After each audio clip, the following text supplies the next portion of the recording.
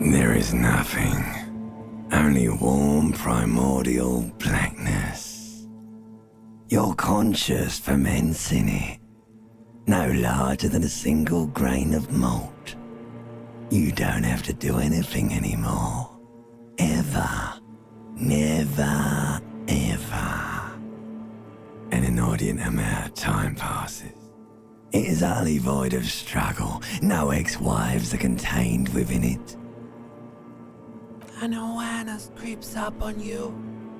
A mass lies hidden in your dead angle, soaking in some lurid acidic sauce. It's bloated and shameful, a ball of meat surrounding you. This is a terrible line of questioning, and it will only lead to more awareness of the meat thing. Ex-love, ex-tenderness. It is foolish of you to resurface to the loss. Not after all the damage you've suffered to get here.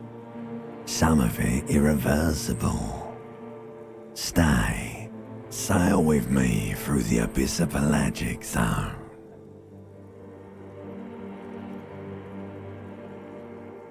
Do you really?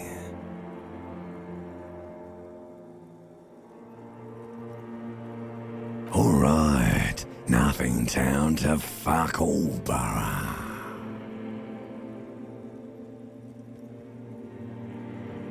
Great choice, Elder One. It has always been like this, and it always will. The song of death is sweet and endless. But what is this? Somewhere in the sore, bloated man meat around you. A sensation. Like a fly to the ointment, your conscience sticks to it. The limbed and headed machine of pain and undignified suffering is firing up again. It wants to walk the desert, hurting, longing, dancing to disco music. The stench of liquor rises from your mouth, and with it, an ungodly headache. A fiery streak penetrates your skull, trying to force your eyes open. It's a sound, a clarion call from hell. Somehow, you know what it is. A Caprice Commitment motor carriage.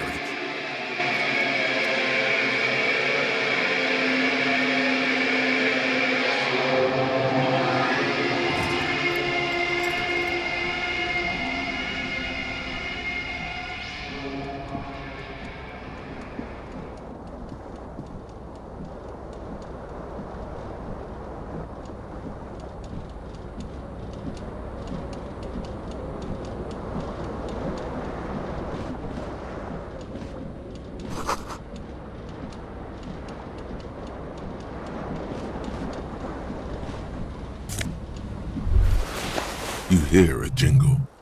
Keys are clinking in the pocket of your flare-cut pen. It says Whirling-In-Rags on the aluminium key ring. There is a single key on the ring. The number 1 is etched on it. It should open the door. The Whirling-In-Rags is a hostel cafeteria on the urban coast, frequented by dock workers.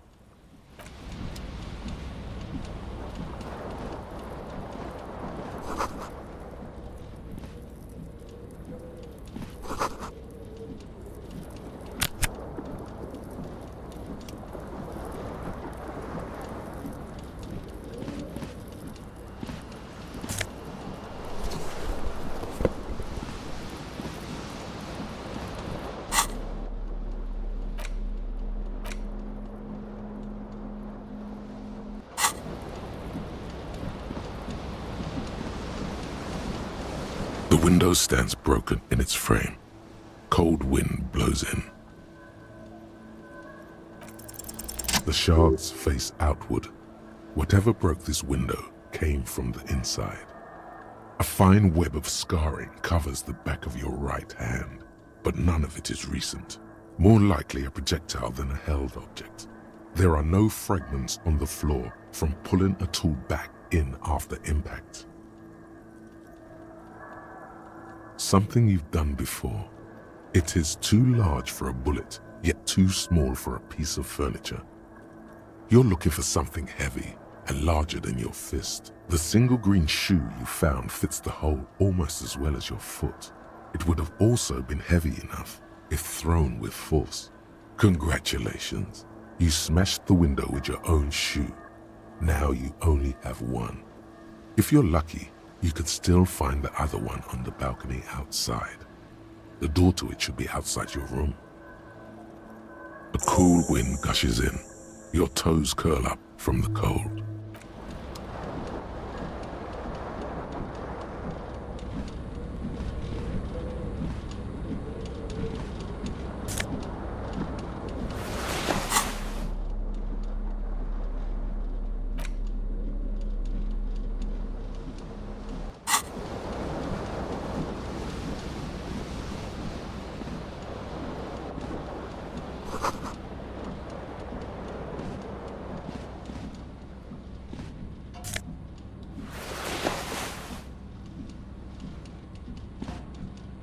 A mirror hangs above a bent and broken sink.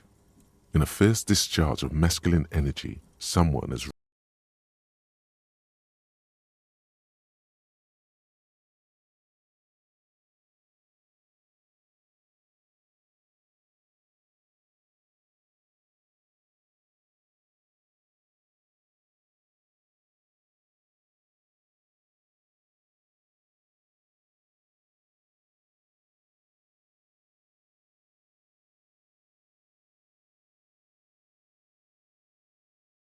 of vapor. Really, all recollection of the person you are, the people in your life, and even the world you're in has drowned in a sea of blood alcohol. This was no mere night of drinking. It was a deluge of world-ending proportions. As you slowly reach abort, you clearly have not thought this through. You won't like what you see there, and you will never unbecome it. Behold. You have no idea who this thing is, do you?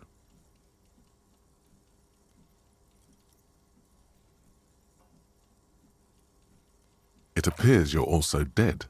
There's clearly rigor mortis on your face. Oh wait, is that an expression? Are you trying to make an expression with that face? Why? Please stop. It's horrible.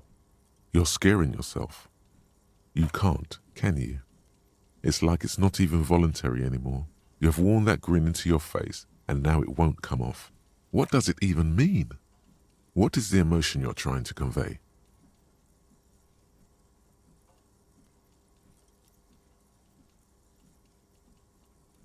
There might have been, 10 years ago. It's little more than a cadaverous spasm now. It belongs in the new, the third decade of the current century. Enough time had passed from the failure of the revolution that, for a fleeting moment, free market economy seemed like the ultimate, uncontested way of life for our species. Things were good. It was smooth sailing. People made gold and champagne-tinted interiors and facades to suit the times, calling this the new style. But more importantly, disco happened. For Revachol, your city, that meant only one thing. Guillaume le Million. If it doesn't rhyme, you're not pronouncing it right. Out of the dazzling swirl of disco music, in an open-air boîte de nuit, somewhere in Revachol West, Guillaume's blonde mane appeared on the screen. He sang some bullshit. Then he made the expression. The click is used to spur on a horse. It also features heavily in Guillaume le Million's regional mega hit, Don't Worry, Your Pretty Little Head. Everyone loved it. Maybe you thought some of the stardust would rub off on you. Maybe it did. Either way, it's all gone now. Only the grimace remains. Some 20-odd years. There is a vast ocean of time between right now and the expression, looking good on you, or anyone. Humanity has run aground in that time. It's a different world now. The expression is a relic. You have some understanding of the near history of disco. The rest is darkness, aside from the useless fact that the motor carriage outside was a caprice canema. It doesn't have to be. You can swoon over Guillaume and his champagne-corked smile whenever you want to. Maybe some of the stardust will return.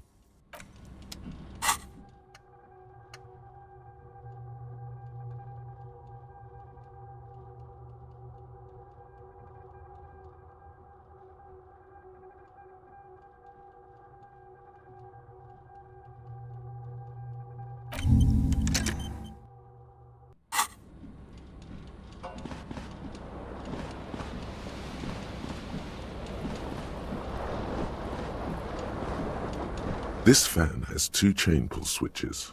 One ends in a tiny fan. The blades come squeaking to a halt. It should be easier to reach the tie now. You reach out to grab the tie, but what's this? Diffuse, radiating chest pain. Doom comes over you. This is bad. Feels like sharp stones grinding in your chest and keeping you from moving for quite a long time, still ongoing. Now is a good time to start worrying. Finally, the pressure recedes. You find yourself covered in cold sweat and trying not to move, hoping it will keep you from dying. This fan has two chain pull switches. One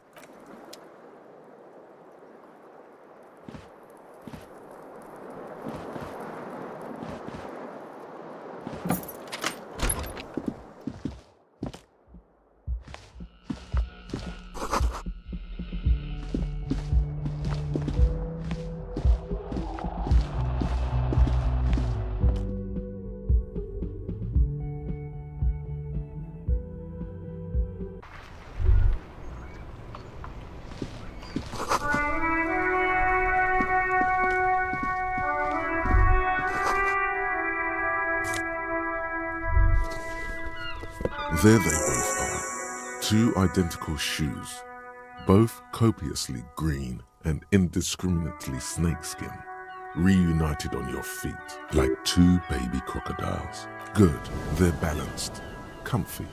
Feels like the only good thing about you right now, truth be told.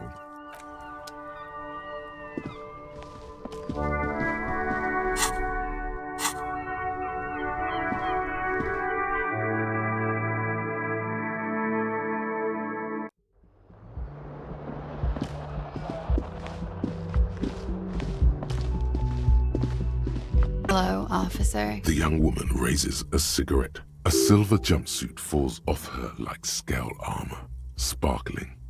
This is the sparkle of too many nights out on the city. No. The young woman shakes her head slowly. Officer could be an artistic statement. You're already prone to those.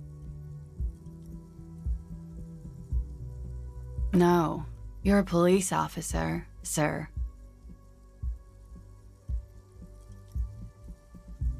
I am, yes. Unless you've been feeding us a set of very well-rehearsed lies all this time. You've been here for 3 days, on official police business, no less. Couldn't say. In truth, so far, mostly drinking.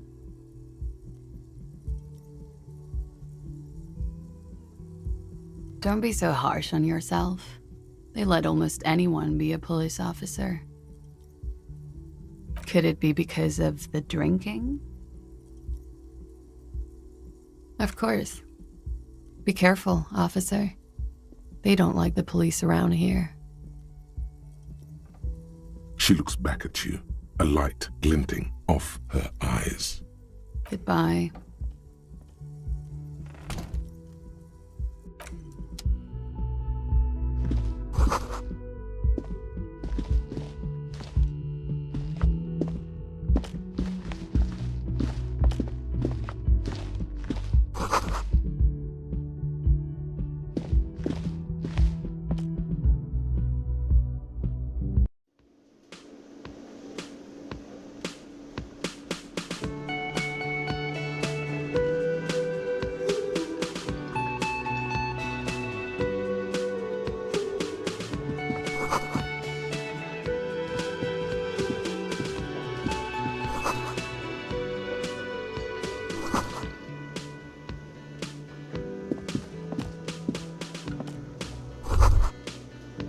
You should totally sing karaoke here, the first chance you get.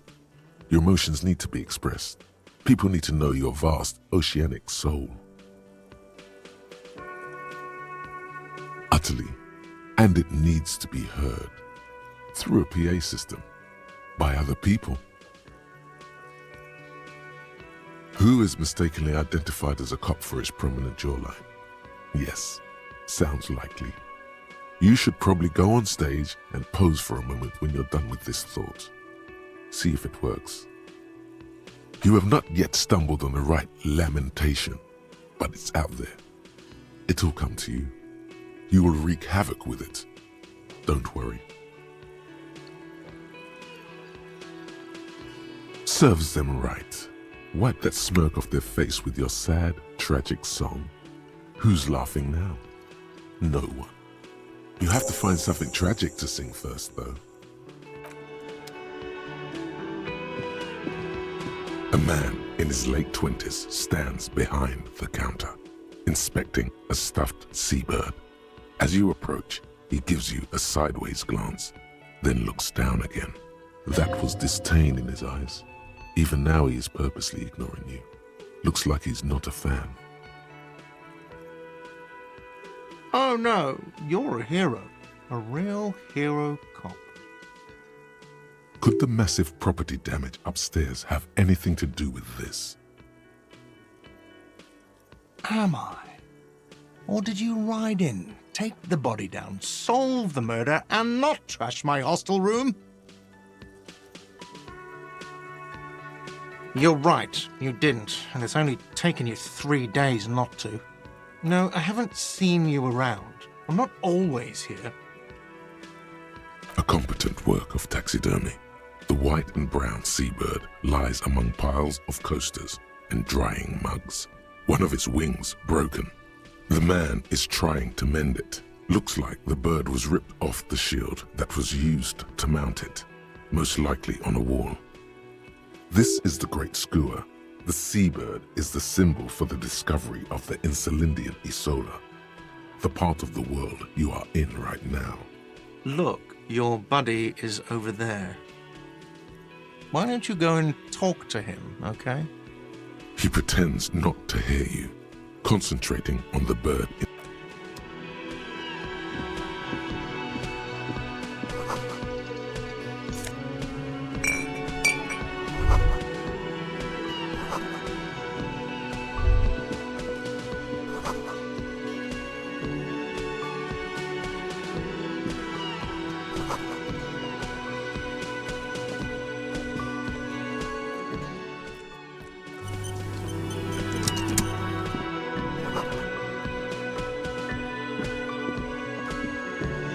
A bespectacled man in an orange bomber jacket is tapping his foot on the floor.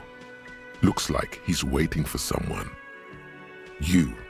As you approach, he narrows his eyes and extends his hand in greeting. If an assault were launched on this building right now, if the windows came crashing down and the whole world descended upon you, this man would hurl himself in death's way to save you. You are sure of this, but why? He is your half-brother. Hello, I'm Kim Kitsuragi, Lieutenant, Precinct 57. You must be from the 41st. You realize he's waiting for your name. Raphael Ambrosius Cousteau. No, you won't. Raphael Ambrosius Cousteau is one classy name, and you're one classy cop. Say it.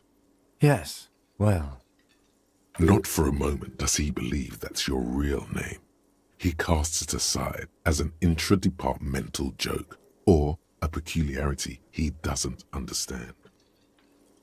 It looks like we had a little scheduling error on Sunday. Saturday too, actually. Have you had time to talk to the manager here?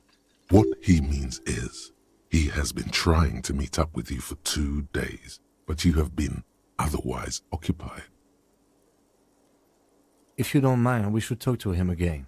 Ask him for a rundown of the area. Now that I'm here as well. I understand the scene is out back, right? It also wouldn't hurt to assure him the police are finally here. In full force, I mean. Have you mapped out the initial interviews? Okay, we'll have time for that after we take a look at the coroner's case.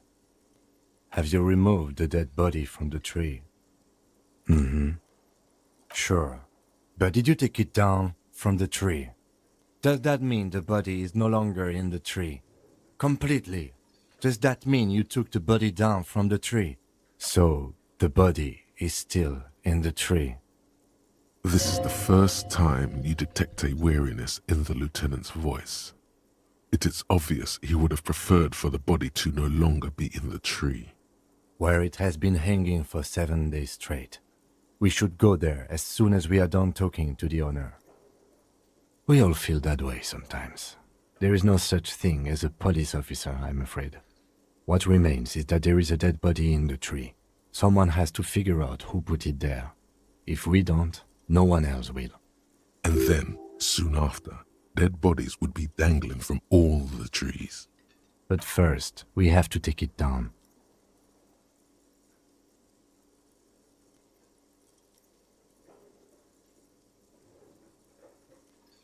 After you, officer. If you're about to embark on an investigation, shouldn't you have a badge? You mean you don't have a badge? Losing your identification card is a serious matter. My vehicle has a shortwave. You can use it to report your badge missing. I advise you to try to locate it as quickly as possible, but getting the body down should still take precedence. Yes? What do you want to know? Maybe you can tell me what you do know to help me narrow it down a bit. Do you want me to brief you? 3 days ago, the RCM emergencies desk received a report about a security guard who was found hanged in Martinez. An anonymous caller said there was a dead body behind the Whirling-In-Rags hostel cafeteria. The cadaver had been there for 4 days. No one had come to investigate. During that time, the victim had been stripped of his belongings. The caller did not identify him, but used the word lynching.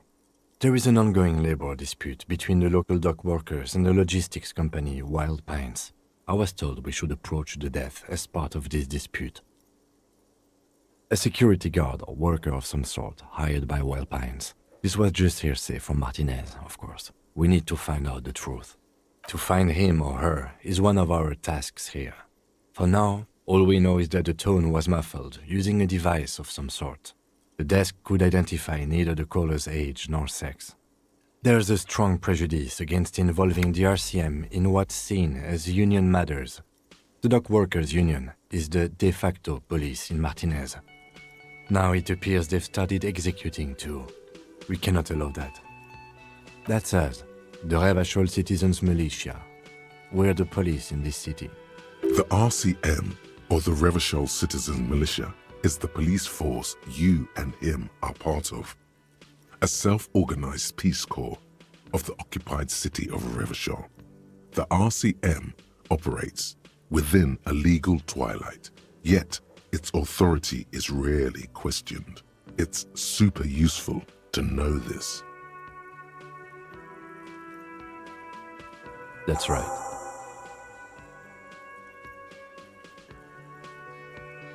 No, it's not a particularly mysterious case. The deceased is a security guard for a corporation involved in a labor dispute. It doesn't take a DeLorean polymath to put the pieces together. I just don't see the case getting more mysterious than that.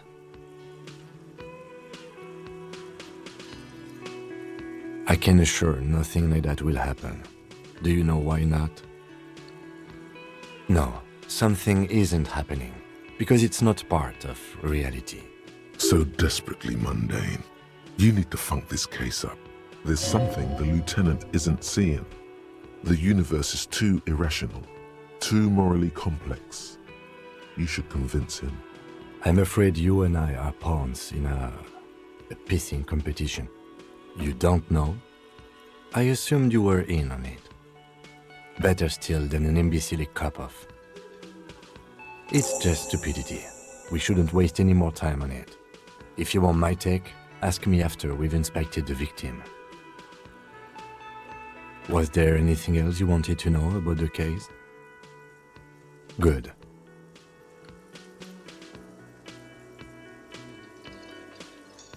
No response. He just arches his brow. He's having trouble processing it, believing it even. Have you tried concentrating on something other than your personal affairs? There is a sudden, harsh edge to his voice, like he's tired of hearing about your personal affairs. Fine. We should get through this day first. Off hours begin at 9 p.m. If you're still having trouble then, I can give you an orientation. Really? You look fine to me. This psychodrama is unbecoming of an officer.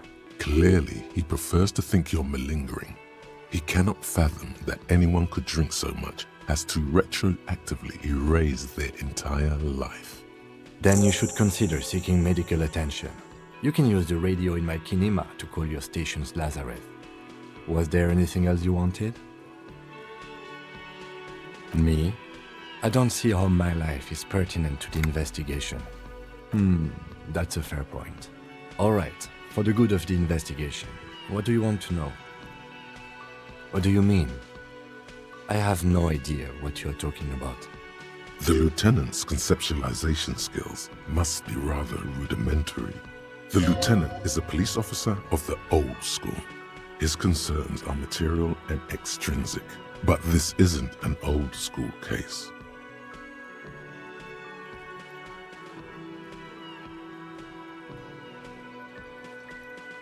I can't say that it does, no. When I need to think, I just use my notebook. The lieutenant produces his small blue notebook and idly thumbs through a few pages. We all have our different mediums. His is written. No. Your brain sends the signal to your lips, but they refuse the order. Something is paralyzing them. You're pretty sure it has something to do with the lieutenant's eyebrow. Something the matter, detective? What's going on? It's like you're a puppet in his hands.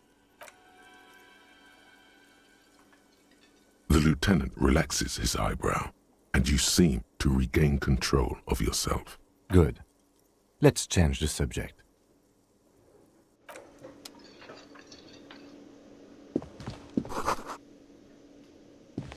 Hello, sweetie. Wait, who's Sweetie?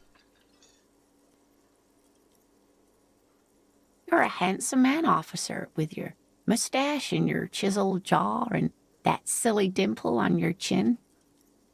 But dear, you're not for me. I'm too old and too married besides. You must forgive me. I'm getting so scatterbrained. I completely forgot to introduce myself. I'm Lena. My husband Morel and I are staying with our friend Gary just down the street, but I come here for tea when they're away. This Lena is wacky enough for the motley crew. Hire her on the spot.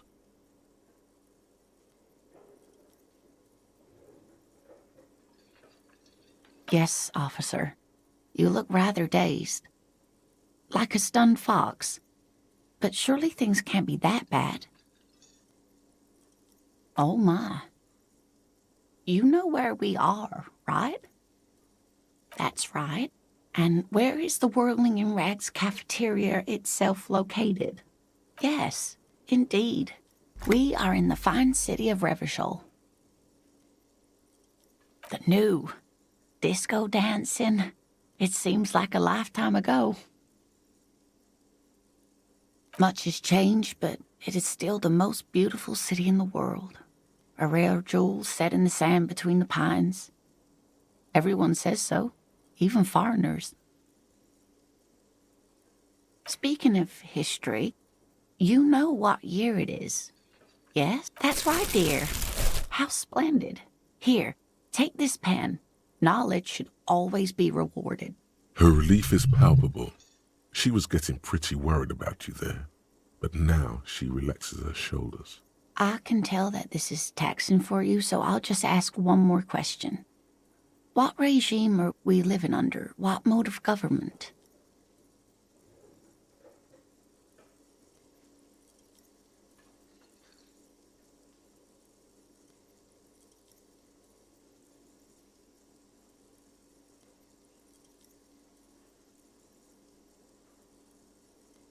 Oh, sweetie, it's really not.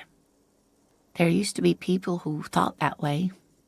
Other people who wanted those things, but they all went extinct. Revachol is a zone of control led by an alliance of foreign powers called the Coalition. We have almost no government of our own, and certainly no dictatorship of the proletariat. But they still have cops. Oh dear. And you were doing so well. There aren't any cops in Revachol, not in the traditional sense. The status of law enforcement has been a complicated matter since the revolution. But we should stop for today, sweetie. You look like you need a break. Besides, I'm not the best person to explain the big things to anyone. She's scared now.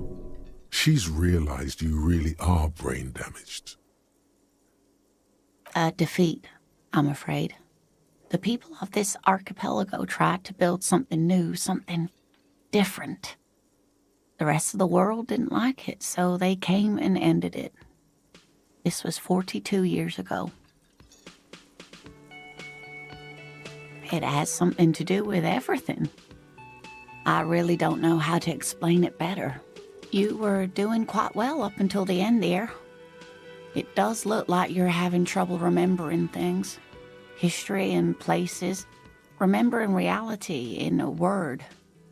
It's very odd. A sigh. The lieutenant buries his nose in his notebook.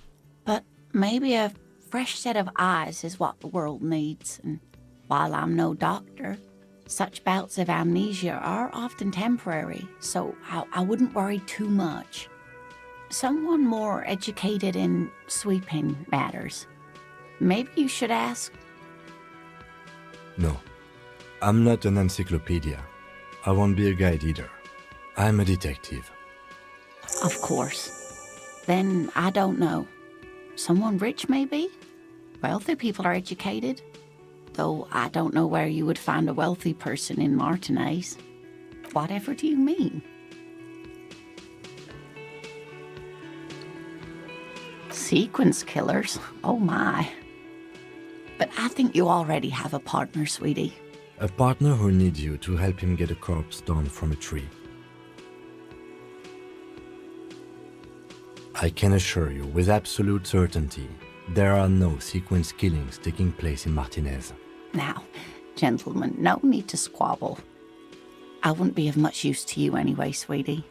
Thank you, but Martinez isn't the most wheelchair-accessible place, you see. I'd slow you down. Perhaps another time. Of course, dear. Good luck with your case.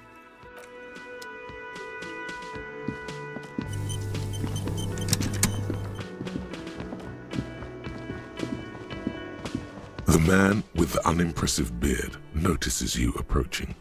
He drops the ledger he was holding and turns to the lieutenant. Mr. Gart, right? You run this place.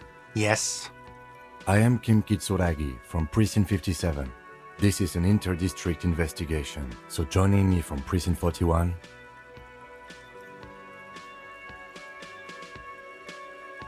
Right. Now, I know it took us a while to arrive at the scene. It also took you a while to call us and report the dead body. It was you who placed the call, yes? No, I only just got here. It was probably Sylvie who called you. She usually works the bar here.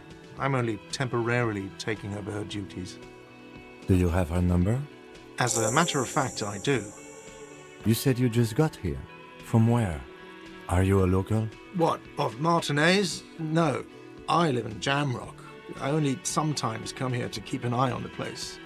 This is just one of the many, many cafeterias I manage. But you still know your way around, yes? In case we need directions. Yes, I know where some things are, but as I said, I don't live here. I just used to work here. And I'm not going to start working here again, if that's what you think. I didn't imply that.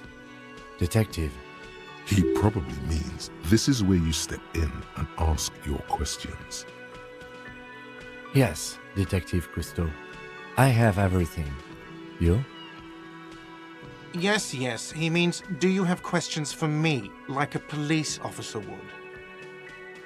He thinks you're stupid, sire. Ask him about the body's location before asking if he killed him.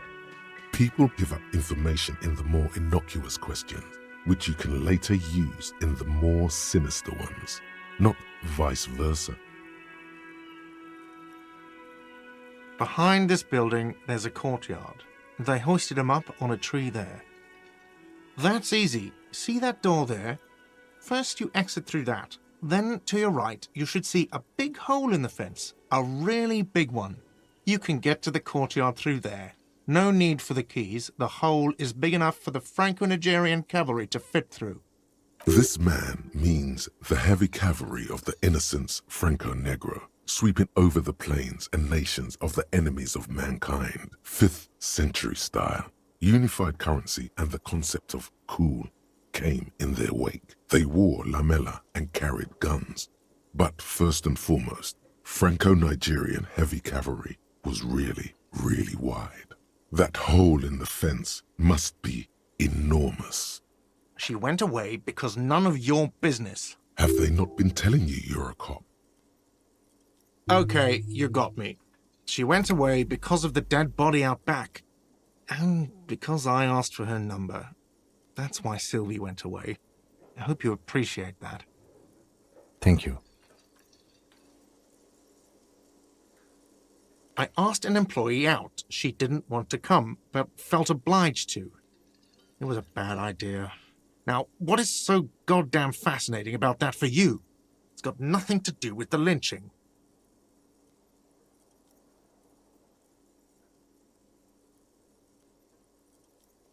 What? Is that so? Mr. Feminist...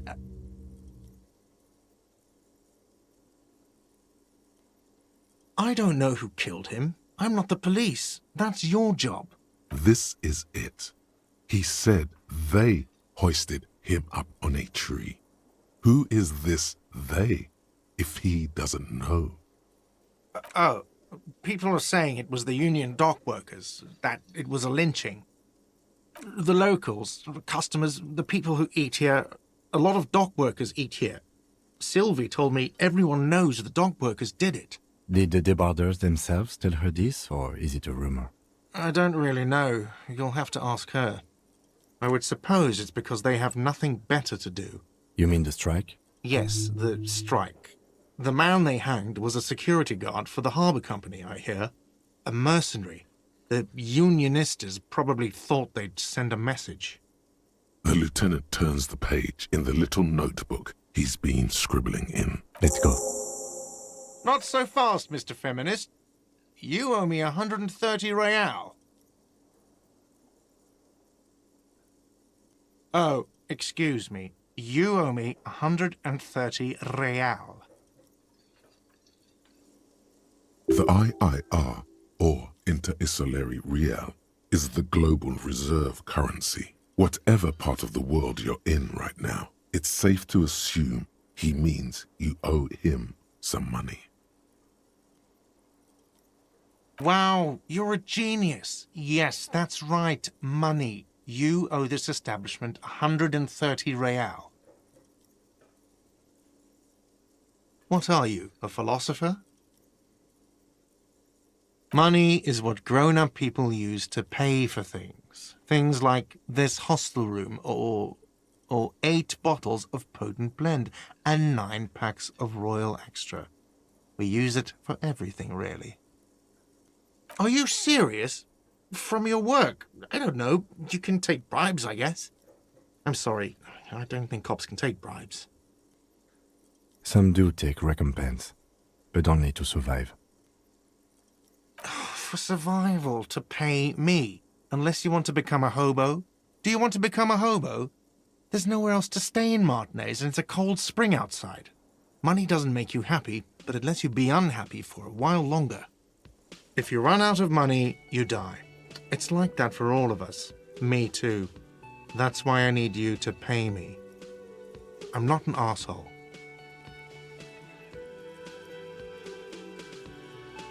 There's There's a shuffle of nylon as Lieutenant Kitsuragi looks for something in the pockets of his orange bomber. That's cop 4. I haven't offered to pay because I don't have any money either.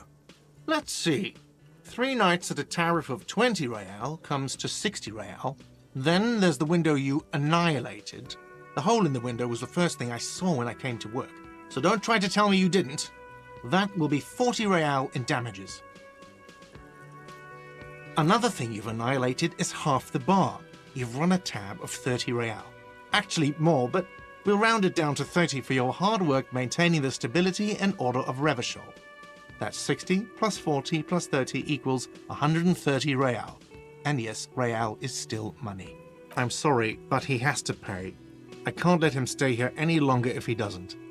If he doesn't have the money by tonight, then...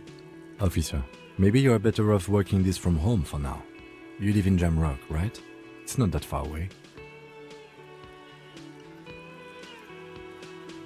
Officer, you really need to take this up with your station. I have a shortwave radio in my car. Call them, ask for assistance. We have to get this investigation started now. Good luck. By the way, where is home? The address is coming up blank, and this place sure isn't it. But you've been at this hostel cafeteria for only 3 nights. Where were you before? You had to be somewhere. Why did you say that? No. But isn't that an expression, not a place? A saying.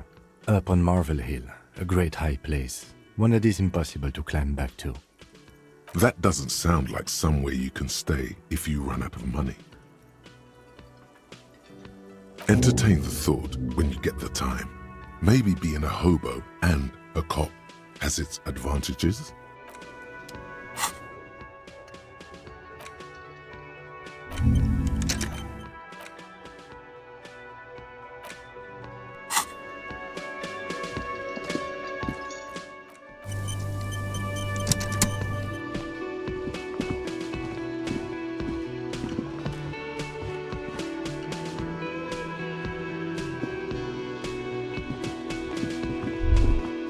The theme on that pinball machine is a standard royalist theme, used on everything from pinball cabinets to full-flavor cigarettes, clinging to a picture book version of the past century, waiting for the king to come back and cast out all the profiteers and homosexuals. Basically, imagine a yellow plastic crown with a liquor brand emblazoned on it. It comes free with a 6-pack of Vermilion Roy d'Or. The words Roy d'Or are stamped into the crown's plastic. The sentiment is called anti-centennial nostalgia, pining for a time before the turn of the century. It's common even now, after 50 years.